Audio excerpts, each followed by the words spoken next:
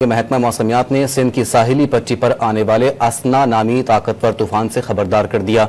हवा का कम दबाव चंद घंटों बाद तूफान की शक्ल इख्तियार करने वाला है।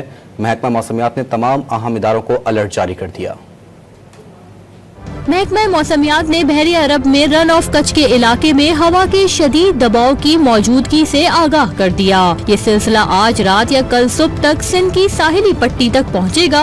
लो प्रेशर तूफान में तब्दील होगा और इस तूफान का नाम असना रखा गया है। असना के माने बुलंद तर हैं। असना नामी इस तूफान का दौरानिया कम मगर शिद्दत ज्यादा होगी। चंद घंटों के इस तूफान में तेज हवाओं के साथ आंधी आएगी और मूसलाधार बारिशें होंगी। समंदर में तुगयानी आने का भी इम्कान है। तो अभी ये कराची से कह सकते हैं, ये कराची तो यहाँ पर है, कराची से यहाँ ये मौजूद है कराची के जनूब मशरक में, यानी आपके बदीन के साउथ में समझ लें। इंडियन रन ऑफ कच्छ का इलाका यहाँ पर है, ये इसका सेंटर खुश्की पर है और इसकी मूवमेंट इस तरफ है सी की तरफ। तो जैसे सी में इंटर होगा, हो सकता है 18 घंटे बाद 24 घंटे बाद जब सी में इंटर होगा, यानी कल सुबह किसी वक्त रात के सुबह, तो फिर मजीद इंटेंसिफाई होकर साइक्लोनिक स्टॉर्म बन सकता है।